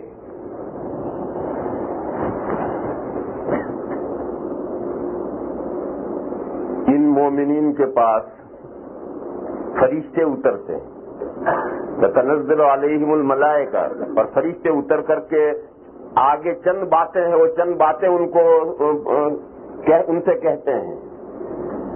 کوئی سوچ رہا ہوگا کہ ہمارے پاس تو کوئی فرشتہ نہیں آیا، ہم نے تو بتیری نمازیں پڑھ لی، بتیرے روزے رکھ لیے، تراویح پڑھتے پڑھتے گھٹنے بھی ٹوٹ گئے، مگر فرشتہ تو کبھی آیا نہیں۔ تو میرے بھائی اس کو سمجھو، یہ فرشتے اترتے ہیں سکرات کے وقت، موت کے وقت اترتے ہیں، پوری زندگی میں نہیں اترتے، اور پوری زندگی میں بھی کسی کے پاس آتے ہیں، لیکن وہ سب فرشتے وہ فرشتے آتے ہیں شب قدر میں۔ قرآن کریم میں ہے تتنزل علیہم الملائکۃ والروح فیہا بإذن ربہم.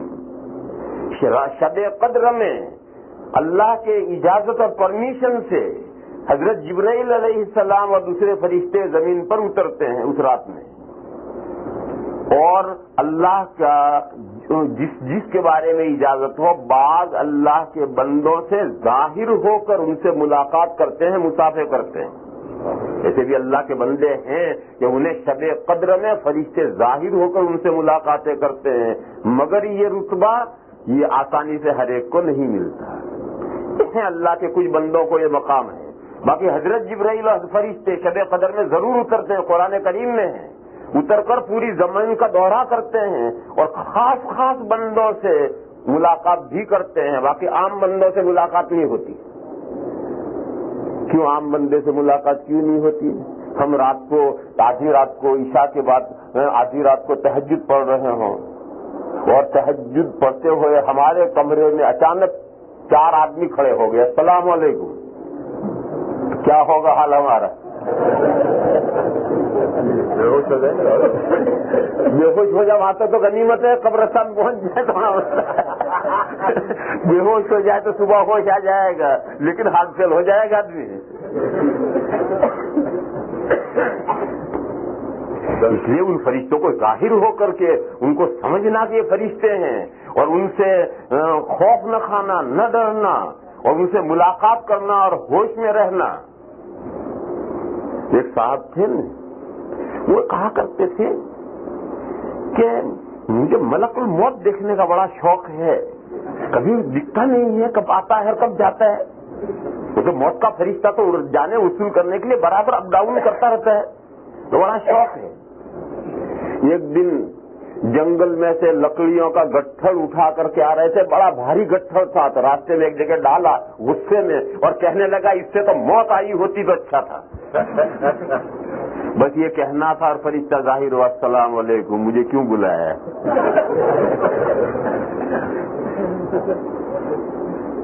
تو کہنے لگے یہ گٹھڑ بہت بھاری تھا, اسے اٹھوانے کے لیے بلایا.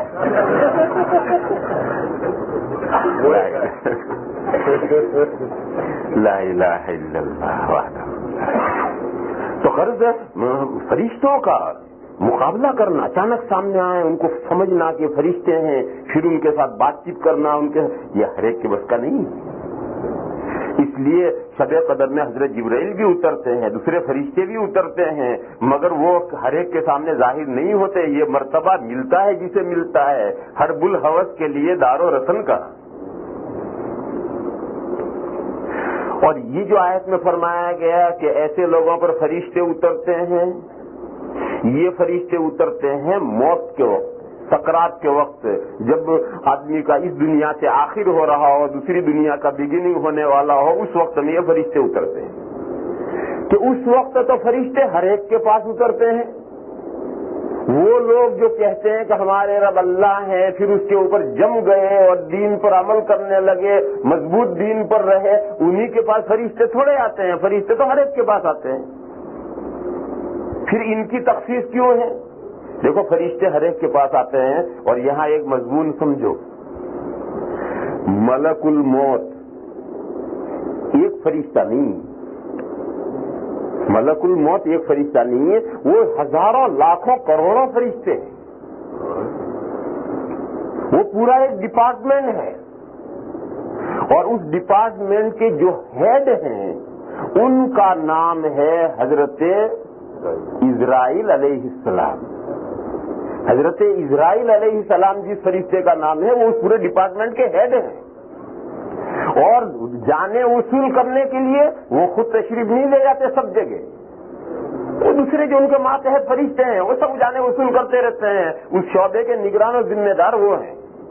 اور کہیں کہیں حضرت اسرائیل علیہ السلام خود تشریف لے جاتے ہیں. نبیوں کی روح وصول کرنے کے لیے خود حضرت اسرائیل تشریف لے جاتے ہیں, دوسرا ماتحت نہیں جائے گا. بڑے آدمیوں کی روح وصول کرنے کے لیے خود حضرت تشریف لے جائیں گے, لیکن ہر آدمی ہر مخلوق کی روح وصول کرنے کے لیے حضرت نہیں جاتے.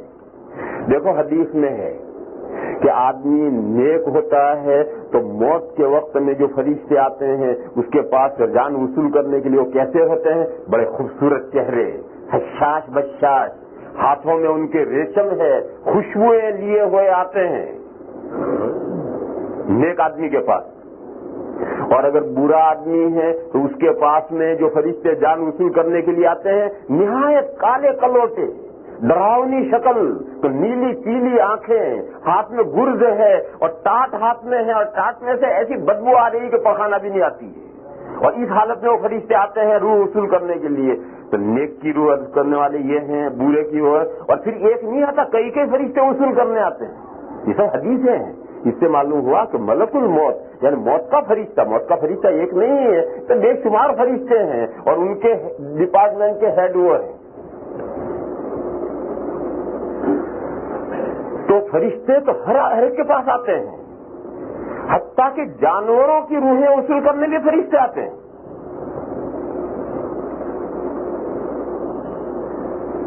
ایک طالب علم نے جو کالج میں پڑھتا تھا، یونیورسٹی میں پڑھتا تھا، اس نے حضرت تھانوی قدس سرہ کے سامنے ایک اشکال کیا سمجھنے کے لیے.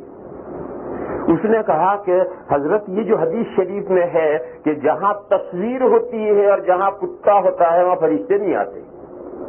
حدیث شریف ہے کہ جہاں تصویر ہوگی اور جہاں کتا ہوگا وہاں فرشتے نہیں آئیں گے. تو اس اسٹوڈنٹ نے یہ کہا کہ اگر ایک آدمی کتا پال لے اور ہر وقت کتے کو ساتھ کبھی اپنے سے الگ ہی نہ کرے تو وہ مرے گا نہیں، کیونکہ فرشتہ تو آئے گا نہیں. یہاں کتا وہاں فرشتہ تو آئے گا نہیں، اور جب تک فرشتہ آئے گا نہیں مرے گا نہیں.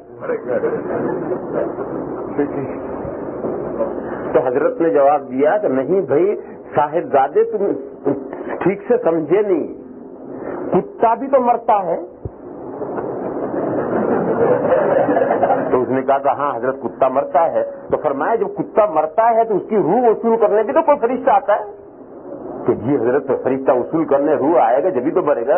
حضرت نے فرمایا کہ وہ فرشتہ جو کتے کی روح وصول کرنے آتا ہے وہی اس آدمی کی روح وصول کرنے آتا ہے. جو ہر وقت کتا ساتھ میں رکھتا ہے اس کی روح دوسرا فرشتہ تو نہیں آئے گا، مگر جو کتے کی روح وصول کرتا ہے وہ فرشتہ آ کر اس کی روح وصول کر جائے گا.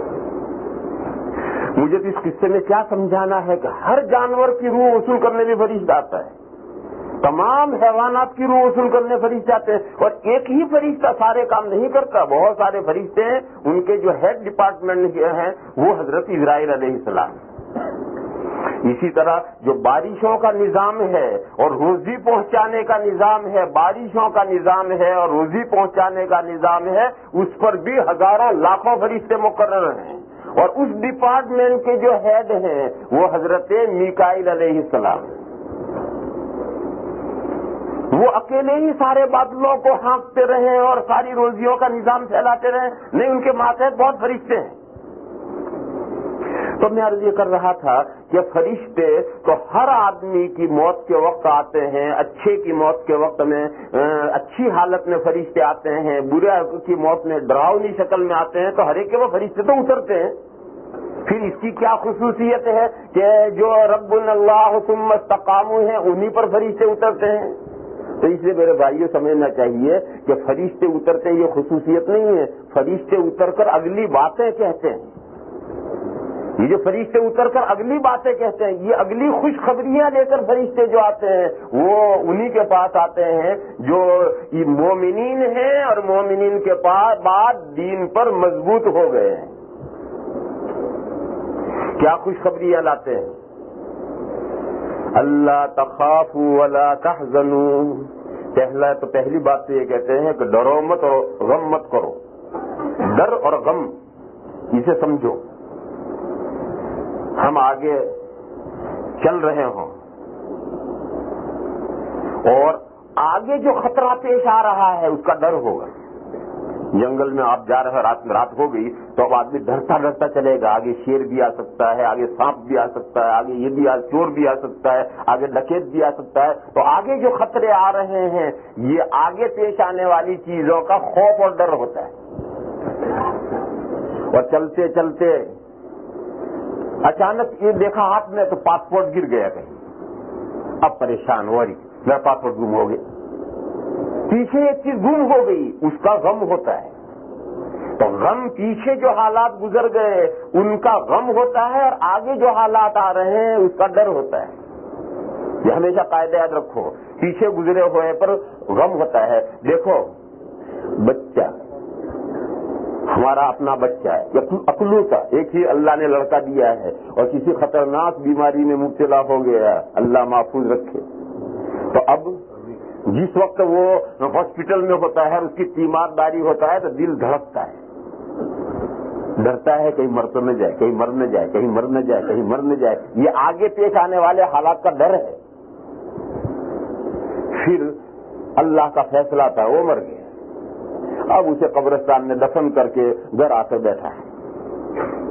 ہفتہ 15 دن مہینے تک اس کے دماغ پر سے بوجھ اترتا ہی نہیں. ارے لوگ پوچھتے کیوں غمگین ہو، تو کہتے میرا بیٹا مر گیا.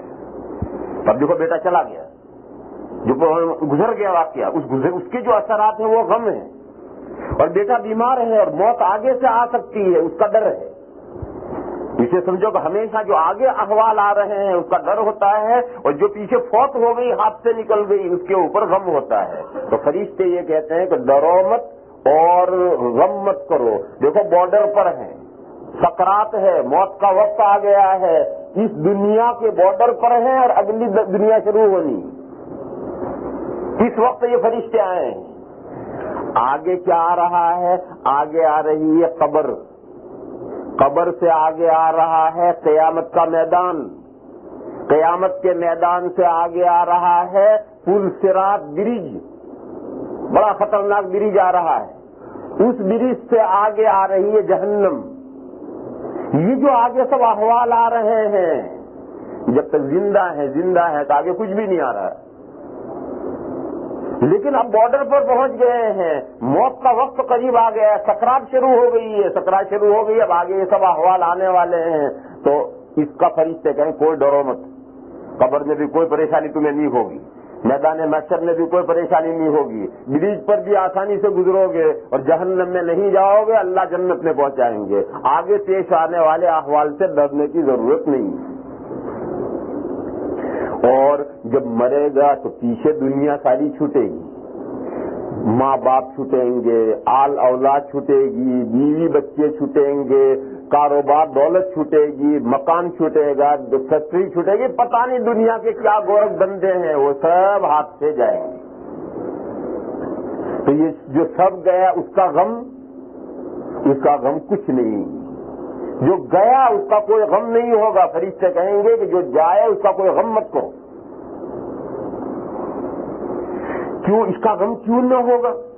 ایک پاسپورٹ گر جاتا ہے تو کتنا غم اور پریشانی ہوتی ہے. تو زندگی بھر کا کما کر کے بینک بیلنس بناتا وہ چھوٹ گیا، بلڈنگ بنائی تھی وہ چھوٹ گیا، فیکٹری بنائی تھی وہ چھوٹ گیا، اس کا غم کیوں نہیں ہوگا؟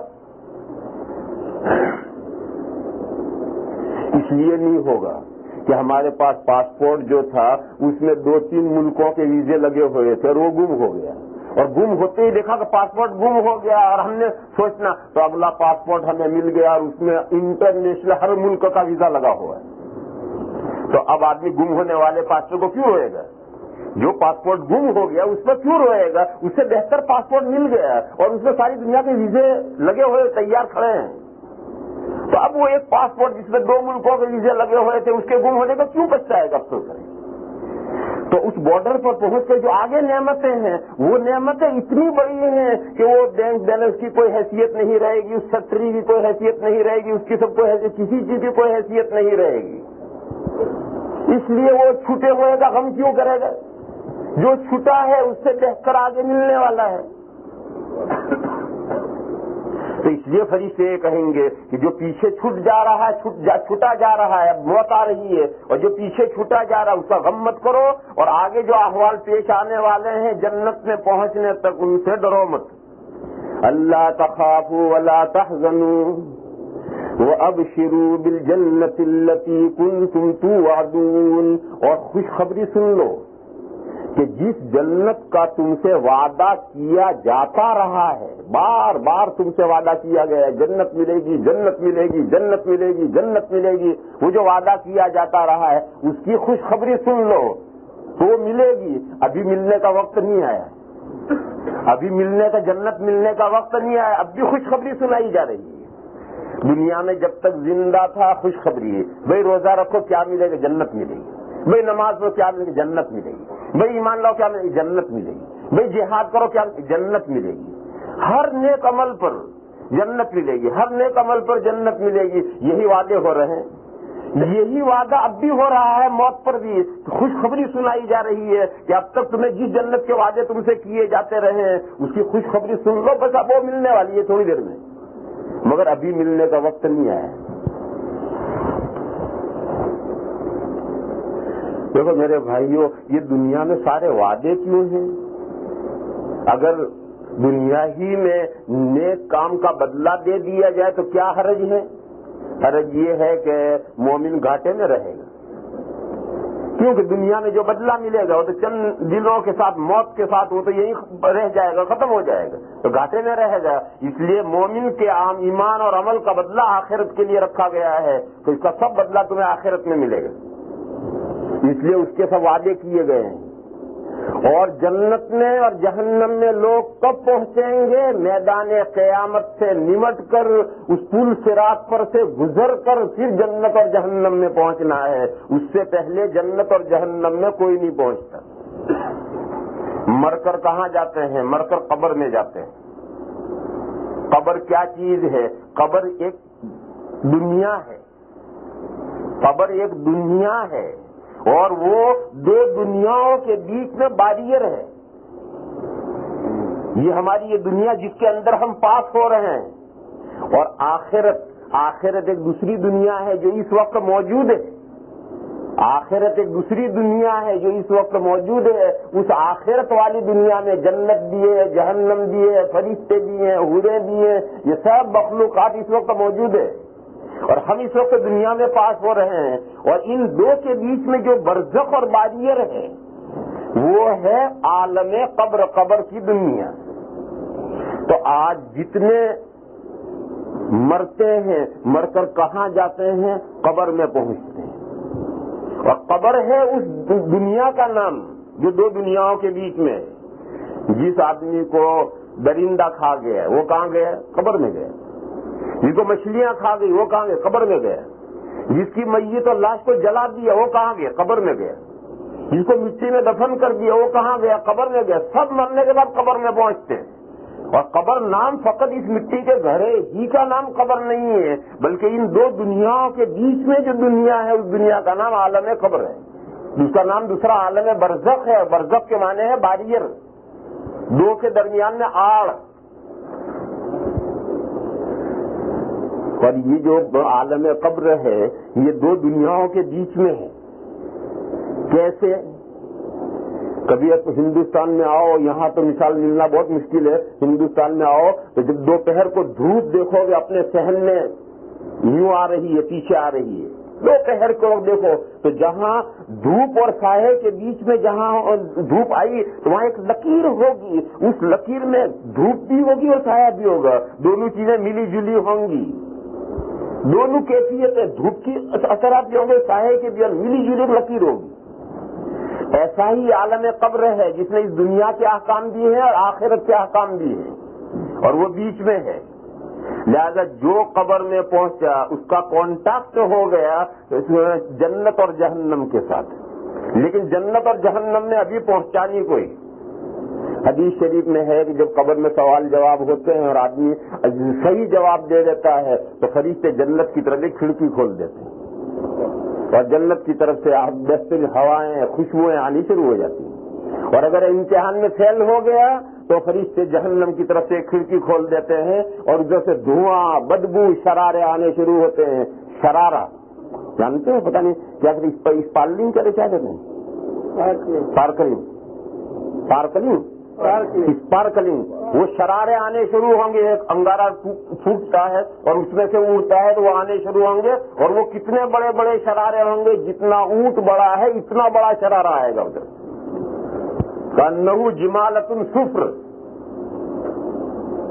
تو اب یہ سب جہنم سے تعلق قائم ہو گیا، جنت سے تعلق قائم ہو گیا، لیکن ابھی جنت اور جہنم میں کوئی نہیں گیا۔ پھر کیا ہوگا؟ جب دنیا کا اینڈ آئے گا اور اس دنیا کا لاسٹ ڈے آئے گا، الیوم الآخر، قرآن میں جگہ جگہ ہے نا الیوم الآخر، الیوم الآخر کے معنی ہے لاسٹ ڈے۔ یہ دنیا جو ڈے بائی ڈے چل رہی ہے، دن بدن چل رہی ہے، یہ دنیا اسی طرح سے چلتے چلتے اس کا لاسٹ ڈے آنا ہے۔ جو لاسٹ ڈے آئے گا وہ کتنا لمبا ہے؟ وہ لاسٹ ڈے ہے 50,000 سال کا۔ وہ ایک دن، اس میں طلوع غروب نہیں ہوگا، اس میں طلوع غروب نہیں ہوگا، بس سورج ٹھہر جائے گا، اور 50,000 سال کا وہ ایک دن ہے، لاسٹ ڈے۔ یہ جب لاسٹ ڈے آئے گا تو یہ جو روحیں مر کر قبروں میں پہنچ گئی ہیں وہ وہاں سے واپس اس دنیا میں آئیں گی۔ اس کے لیے عربی میں لفظ کہتے ہیں معاد، معاد ہوگا، اور معاد کے معنی ہے ریوس، ریوس۔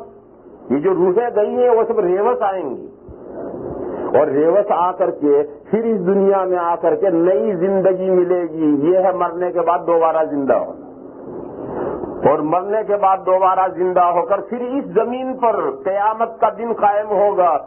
انصاف کی ترازو اسی زمین پر کھڑی کی جائے گی۔ وہ دن جو 50,000 سال کا دن ہے، اس دن کے اندر یہ سارے حسابات نمٹیں گے۔ پھر جب اسے نمٹ کر کے آگے چلیں گے تو اس دنیا سے دوسری دنیا میں جانے کے لیے برج ہے، پل صراط ہے۔ اس پل صراط پر سے گزر کر کے ادھر چلے گئے تو جنتی جنت میں پہنچ جائیں گے، جہنمی جہنم میں پہنچ جائیں گے، اور جنتی سدا ہمیشہ کے لیے جنت میں رہیں گے، اور جہنمی جو کفر کی وجہ سے جہنم میں گئے ہیں وہ سدا جہنم میں رہیں گے۔ اب زندگی ختم نہیں ہونی۔ تو فرشتے یہ کہیں گے کہ جس جنت کے تم سے برابر وعدے کیے جاتے رہے ہیں اس کی خوشخبری سن لو کہ وہ جنت بس ملا ہی چاہتی ہے، بس عنقریب ملنے والی ہے۔ وَأَبْشِرُوا بِالْجَنَّةِ الَّتِي كُنتُمْ تُوعَدُونَ۔ پھر فرشتے یہ بھی کہیں گے کہ دیکھو آگے کے حالات سے گھبرانے کی ضرورت نہیں ہے، ہم تمہارے ساتھ ساتھ ہیں۔ جیسے آدمی نئے ملک میں سفر کر کے جاتا ہو تب کہاں جانا، کہاں اتریں گے، اسٹیشن کہاں ہوگا، امیگریشن کہاں ہوگا، کدھر نکلیں گے، کدھر راستہ ہوگا، کہاں پہنچیں گے، اور سامنے جس ملک جا رہا ہے وہیں کا کوئی آدمی لینے کے لیے آیا ہے تو پھر آدمی بے فکر ہے کہ بھائی آ جانے والا ہے، اس کے ساتھ کا جان جائے چلے جائیں گے۔ تو اب اگلی دنیا ہے، مرنے کے بعد پتہ نہیں کتنے لمبی دنیایں ہیں، تو آدمی سوچے گا کہ اب کہاں کہاں جاؤں گا میں۔ تو فرشتے سے گھبراؤ مت، تمہارے فرینڈ آگے ہم ہیں، تمہارے دوست آگے ہم ہیں، اور آگے ہی نہیں پیچھے جو زندگی گئی اس میں بھی تمہارے فرینڈ ہم ہی تھے۔ تمہیں پتہ نہیں تھا تمہاری جو پچھلی زندگی، دنیا کی زندگی تم پوری کر کے آئے، اس زندگی میں بھی تمہارے دوست ہم ہی تھے، تمہارے ساتھ ساتھ ہم ہی تھے، تمہارے کام ہم ہی کرتے تھے۔ حدیثوں میں اس کا ذکر ہے کہ اللہ تعالیٰ نے انسان کے ساتھ طرح طرح کے فرشتے لگا رکھے ہیں۔ کچھ فرشتے ہیں جو اس کے نام اعمال ریکارڈ کرتے ہیں، کچھ فرشتے ہیں جو اس کی حفاظت کرتے ہیں، آفتوں سے اس کی حفاظت کرتے ہیں، اور ان کی ڈیوٹیاں بدلتی ہیں، شب و روز کی، رات کے فرشتے الگ ہوتے ہیں، دن کے الگ ہوتے ہیں، بہت حدیثیں ہیں اس سلسلے میں۔ اب یہ ہمیں کچھ نظر نہیں آ رہا، یہ ہمیں کچھ نظر نہیں آ رہا، مگر ہمارے ساتھ فرشتے ہیں، وہ ہمارے اولیاء اور کارساز اور فرینڈ اور دوست ہیں۔ تو موت کے وقت فرشتے کہیں گے کہ یہ دنیا کی تم زندگی گزار کر آئے، اس دنیا کی زندگی میں بھی تمہارے اولیاء اور دوست ہم تھے، اور آگے جو تم بڑھنا ہے تمہیں، تو آگے مت گھبراؤ، آگے بھی تمہارے اولیاء اور دوست ہم ہیں۔ نحن اولیاؤکم فی الحیات الدنیا وفی الآخرہ۔ پھر فرشتے کہیں گے کہ جو جنت تمہیں ملا ہی چاہتی ہے، جو وہ جنت مل جائے گی، ابھی تو نہیں ہے لیکن وہ جو جنت ملنے والی ہے اس جنت کے احوال سنو۔ اس جنت میں تمہارے لیے ہر وہ چیز ہے جو تم چاہو گے، اس جنت میں ہر وہ چیز ہے جو تم چاہو گے۔ بعض صحابہ نے پوچھا کہ یا رسول اللہ اگر کوئی کھیتی کرنا چاہے جنت میں، تو کسان ہے، اس کی خواہش ہے کہ میں کھیتی کروں، تو اللہ تعالیٰ سے وہ عرض کرے گا کہ پروردگار عالم مجھے کھیتی کرنی ہے، تو اللہ تعالیٰ کہیں گے کہ میرے بندے میں نے تجھے جو جنت میں نعمتیں دے رکھی ہے کیا تیرے لیے کافی نہیں ہے؟ تو وہ عرض کرے گا پروردگار عالم بے حساب نعمتیں آپ نے عطا فرمائی ہیں، مگر میرا جی چاہتا ہے کھیتی کرنی۔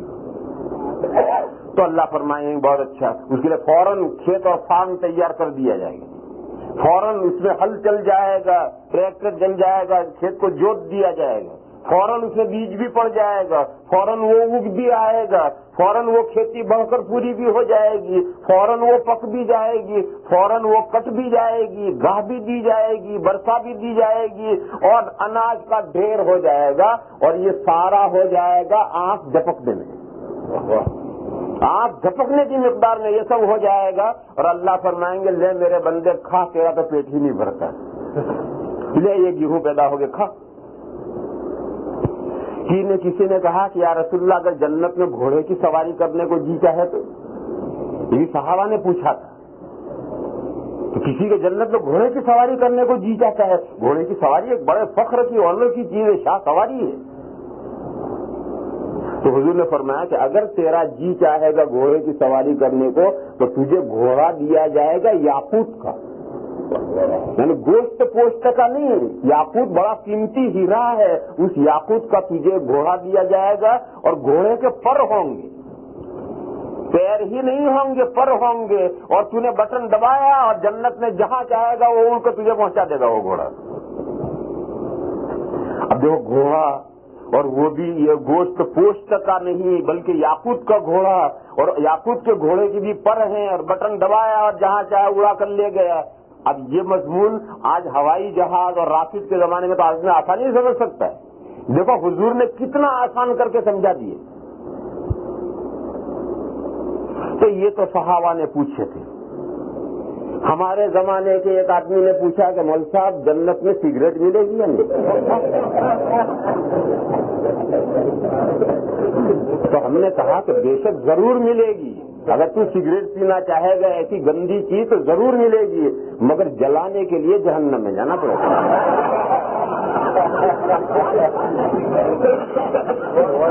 کیوں جنت میں آگ نہیں ہے؟ آگ وہی جہنم میں ہے، جاؤ وہاں جلا کر لاؤ اور پیو۔ لا الہ الا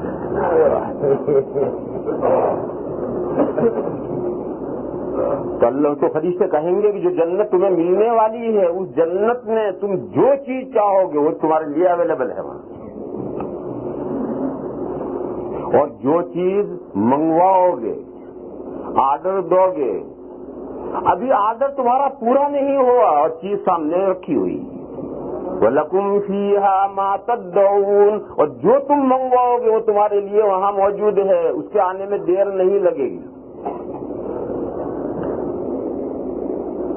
تو بڑی بڑی جو اونچی ہوٹلیں ہوتی ہیں، فرسٹ گریڈ کی ہوٹلیں ہوتی ہیں، ان ہوٹلوں میں کھانے چلے جاؤ تو تھک جاؤ گے، اتنا انتظار کرو گے تب کھانا آئے گا۔ کوئی بھی کسی بھی فرسٹ گریڈ کی ہوٹل میں چلے جاؤ، آرڈر دو گے تب پکنا شروع ہوگا، اور آہستہ آہستہ پکتا پکتا آئے گا، 1 گھنٹہ پر لگ جائے گا، اور جلدی آ جائے تو گاہک ناراض ہو جائیں گے، گاہک ناراض ہو جائے جلدی کھانا ہے تو لوگ تو کافی ٹائم میں جاتے ہیں گپ کرنے کے لیے، کافی ٹائم میں لوگ گپ کرنے کے لیے جاتے ہیں، اور آرڈر چائے کا دیا اور چائے فوراً آ گئی، زبردستی کے بھاگو تو لوگ ناراض ہو جائیں گے، تو فوراً لے آئے، تو 15-20 منٹ کے بعد چائے آئے گی کافی ٹائم میں آرڈر دینے کے بعد۔ تو کھانے میں بھی ایسا ہے، لندن میں ایک مرتبہ ہم آئے ہوئے، بہت بھوک لگی ساتھیوں کو، ہمیں ایک ہوٹل میں کھانے کے لیے گئے، آرڈر دیا، آدھا پونا گھنٹہ گزر گیا، کھانا ہی نہیں آ رہا، بھوک لگ رہی ہے بڑی، تو ہمیں کھاتے تو کیا مصیبت ہے، کب آئے گا کہنے لگے 1 گھنٹے کے بعد آئے گی، اور وہ بھی صرف کباب آئیں گے۔ اور پھر وہ آگے کی چیزیں تو پتہ نہیں کتنی دیر میں آئے گی۔ جب میں نے کہا ٹھیک ہے، جب کباب آئے آخری 1 گھنٹے میں، جب 10 منٹ باقی رہے تو کباب آئے، میں نے کہا کباب کھاؤ، جلدی اٹھو بھاگو یہاں سے، اگلا کھانے کا انتظار نہیں کرتے ہم، تو مصیبت ہے کھانا یا مصیبت ہے؟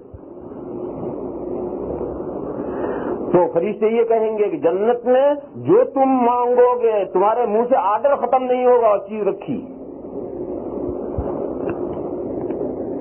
حتیٰ کہ پھل چاہتا ہے آدمی تو جون سا پھل وہ چاہتا ہے، اس درخت کی ٹہنی اس وہاں پہنچ کر جھک جائے گی، چن لو جتنے چننے۔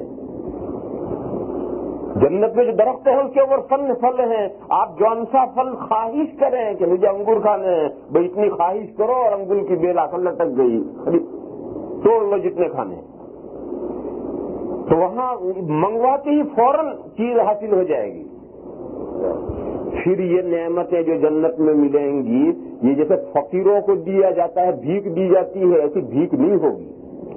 یہ جو جنت اور جنت کی نعمتیں ہیں، یہ جیسے فقیروں کو آدمی بھیک دیتا ہے، ایسی یہ بھیک نہیں ہے اللہ کی طرف سے، بلکہ اللہ فرماتے ہیں جیسے میزبان کسی معزز مہمان کے لیے جیسے میزبانی تیار کرتا ہے اور بڑے اعزاز سے اور بڑی کوشش سے سوچ کر کے آئٹم تیار کرتا ہے مہمان کی دلداری کے لیے، مہمان کے دل کی خوشی کے لیے، اللہ نے یہ ساری جنت اور جنت کی یہ ساری نعمتیں جنتیوں کے لیے میزبانی کے طور پر تیار کی ہے.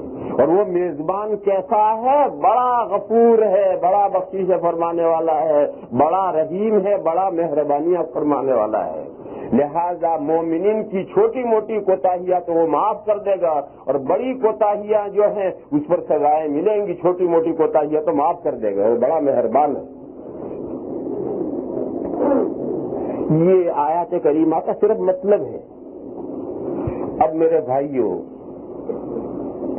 یہی وہ نعمت ہے جس نعمت کے لیے مومن کی رات دن کی دوڑ دھوپ ہے. ہم جو ایمان لائے ہیں تو اسی جنت اور جنت کی نعمتوں کی امید پر ایمان لائے ہیں. پھر ایمان لا کر جو اللہ کے احکام پر عمل کر رہے ہیں، شریعت پر احکام پر عمل کر رہے ہیں، اپنی تمام خوشیاں قربان کر رہے ہیں، آرام قربان کر رہے ہیں، راحتیں قربان کر رہے ہیں. ساری دنیا مزے سے کھانا کھا کر سوئی پڑی ہے اور ہم یہاں اللہ کے گھر میں آپ بیٹھے ہوئے ہیں. کیا لینے کے لیے؟ کیا لڈو بھی بٹ رہے ہیں یہ لینے کے لیے؟ کیا بھی بات نہیں، چائے ملنے والی اس کے لیے آئے. چائے تو گھر بہت ہے، اللہ نے بہت دے رکھی آپ حضرات کو. آپ حضرات کی چائے کی اور نعمتوں کی کوئی کمی نہیں ہے. پھر یہاں کیا لینے کے لیے آئے ہیں؟ وہی جنت اور جنت کی نعمتیں لینے کے لیے آئے ہیں. تو یہ ہماری مومن کی آرزو اور خوشی ہے. مگر میرے بھائیوں، یہ آرزو اور خوشی پوری کب ہوگی؟ یہ شرط ہے. ان الذین قالوا ربنا اللہ ثم استقاموا. ایمان لا کر ایمان کے تقاضوں پر مضبوط ہو جاؤ. بس اتنا سا مختصر سا جملہ ہے. ایمان لا کر ایمان کے تقاضوں پر مضبوط ہو جاؤ تو یہ نعمت ہے. میرے بھائیوں، آج اس میں ہم سے بہت کوتاہیاں ہو رہی ہیں. مسلمانوں سے اس سلسلے میں بہت کوتاہیاں ہو رہی ہیں.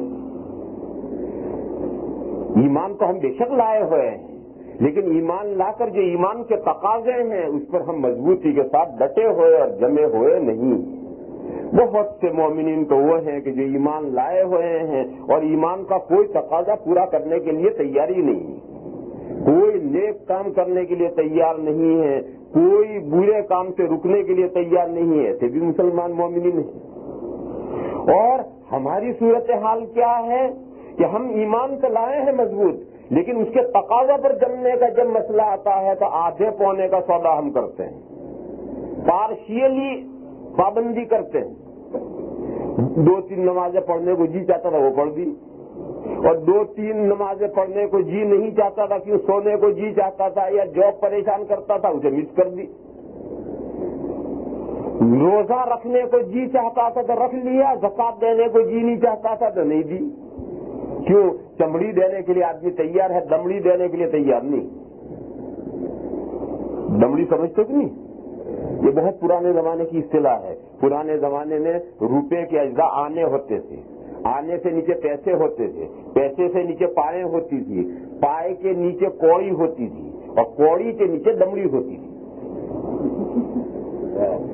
یہاں تک تھا. اور دمڑی کیا تھی؟ جیسے بہشتی جو چمڑے کی مشقیں لے کر کے پانی وانی بھرتے ہیں، یہ چمڑے کی مشقیں پوری ہو جاتی، پرانی ہو جاتی تھی، بیکار ہو جاتی تھی، تو اس کے کاٹ کے سکے بنا لیے جاتے تھے.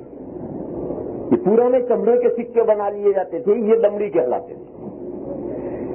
پھر چند دمڑیاں مل کر کے ایک کوڑی بنتی تھی، اور کوڑی کیا ہوتی تھی؟ سمندر میں سے ایک ایسا سیپ سی نکلتی تھی، وہ چند دمڑیاں مل کر ایک کوڑی بنتی تھی.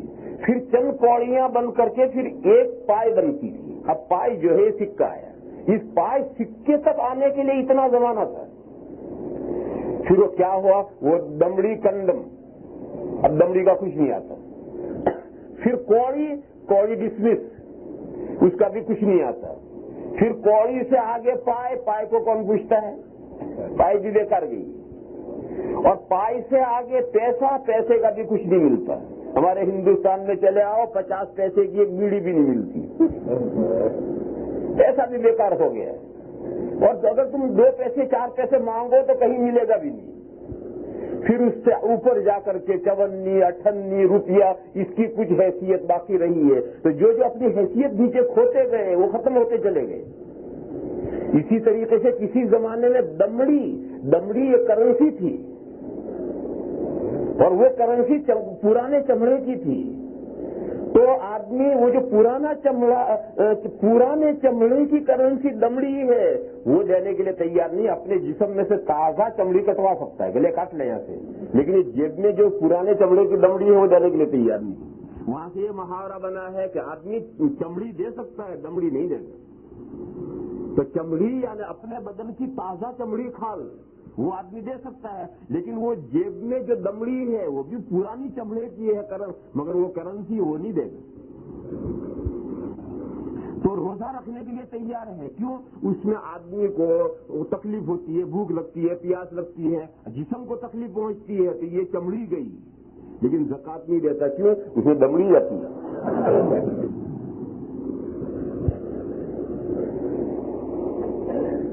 تو میرے بھائیوں آج صورتحال یہ ہے، 5 وقت پابندی سے نماز پڑھتا، اللہ کا بڑا نیک بندہ، وہ داڑھی نہیں رکھتا. میں کیوں نہیں رکھتا؟ کہ بیوی نہیں رکھنے دیتی. بعض بہت سے ہیں کہ بیوی نہیں رکھنے دیتی، بیوی بیگم صاحبہ پڑھائیں گے، جو ہوم منسٹر ہے اس کی اجازت ملے تو داڑھی رکھے، اس کے بغیر کیسے رکھے. بازا ہے اسے ماحول نہیں رکھنے دیتا کہ بھائی ایسے ماحول میں پھنسے ہیں وہاں داڑھی رکھیں، لوگ مذاق کریں گے. کسی کو ماحول نہیں رکھنے دیتا، کسی کو بیوی نہیں رکھنے دیتی، کسی کو نفس نہیں رکھنے دیتا. اور 5 وقت کا پکا نمازی. ایک طرف تو احکام کا یہ، اور دوسری طرف صورتحال یہی ہے. وہ جزوی طور پر احکام کی پابندی، اس کا نام ہے جزوی طور پر احکام کی پابندی. پارشیلی ہم احکام کی پابندی کرتے ہیں، یہاں جہاں جی چاہا وہاں احکام کی پابندی ہے، اور جہاں جی نہیں چاہا وہاں مس. میرے بھائیوں ان سب کے لیے کوئی وعدے نہیں. وعدہ کی شرط کے ساتھ ہے کہ ایمان لانے کے ساتھ 100% احکام شرعیہ پر مضبوط جم جاؤ. تو یہ سب وعدے ہیں. لہذا ان وعدوں سے اگر فائدہ اٹھانا ہے تو اپنی زندگیاں میرے بھائیوں ہمیں بدلنی پڑیں گی.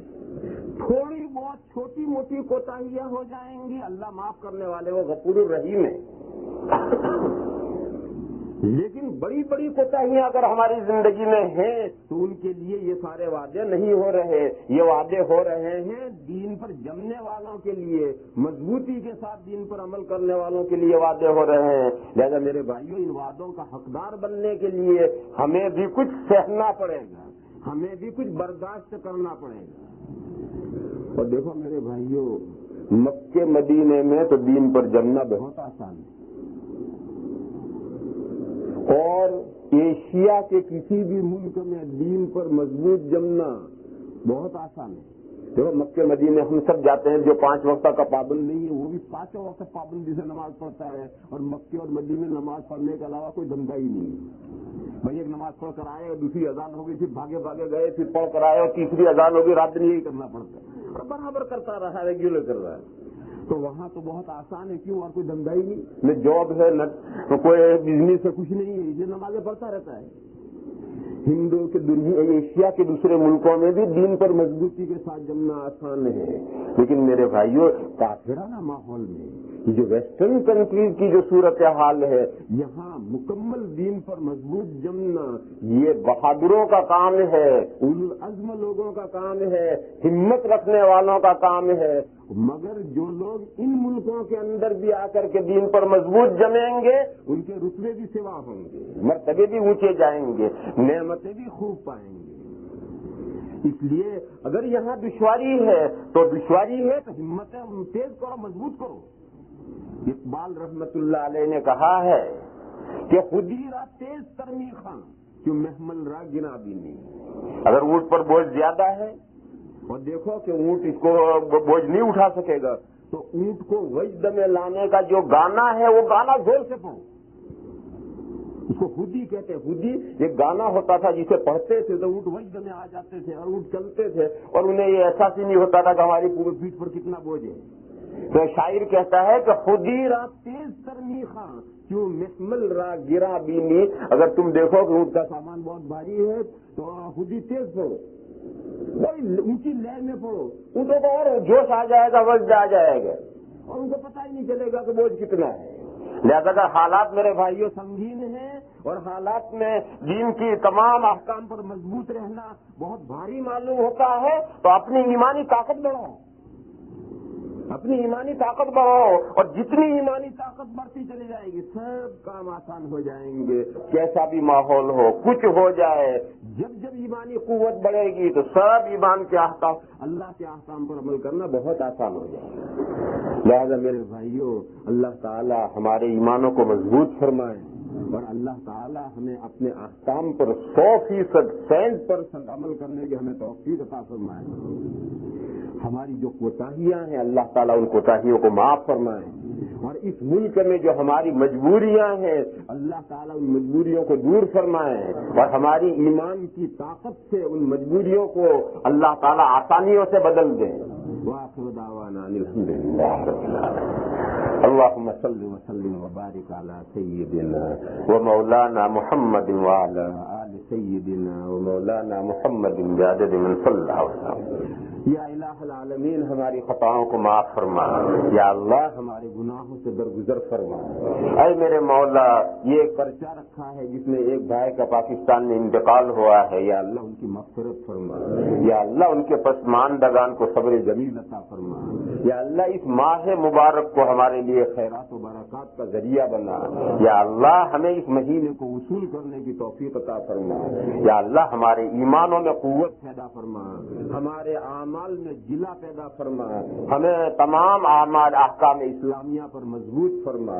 اور اے اللہ جب تک ہم زندہ رہیں اسلام پر ہمیں زندہ رکھ، اور جب ہماری موت کا وقت آئے تو یا اللہ ہم سب کا ایمان پر خاتمہ فرما. یا اللہ ہماری مغفرت فرما، ہمارے ماں باپ کی مغفرت فرما، ہمارے رشتہ داروں کی مغفرت فرما، اور تمام مسلمان مردوں کی اور مسلمان عورتوں کی مغفرت فرما. سبحان ربک رب العزۃ عما یصفون وسلام علی المرسلین.